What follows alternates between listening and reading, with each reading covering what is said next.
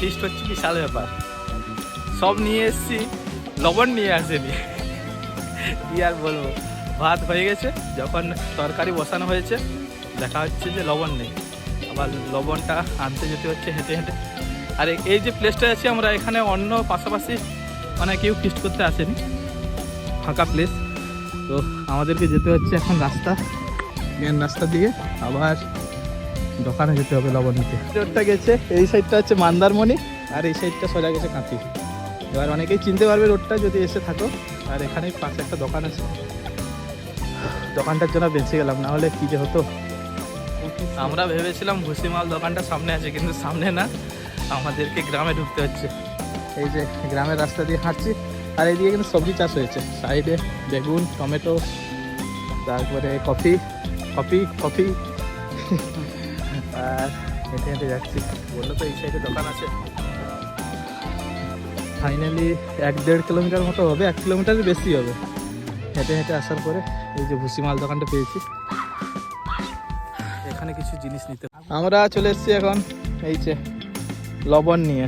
লবণ নেওয়ার জন্য 1.5 কিলোমিটার হেঁটে হেঁটে যাওয়া আর আসা। ফিস্টের প্রিপারেশন চলছে একদম গ্রামের ভিতরে।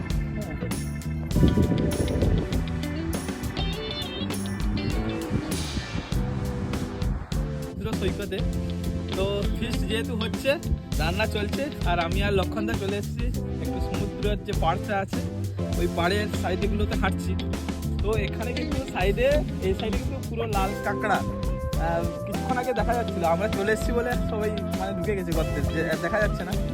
দেখি ড্রোন ফুটেজ নেবো কিছুক্ষণ পরে, তো কেমন কি আসে। আর জায়গাটা কিন্তু সব থেকে নিরিবিলি জায়গা, আমরা যেখানে সবাই আসে ফিস্ট করতে এটা হচ্ছে ওই সাইডটায়, আর আমরা ওটা পেরিয়ে এদিকটায় পুরো নিরিবিলি জায়গা, মানে ফ্যামিলি নিয়ে আসতে পারো।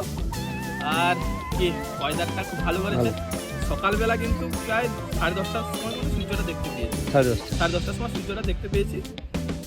আর এখন বর্তমান সূর্যের আলো গায়ে লাগছে, ভালো লাগছে বেশ।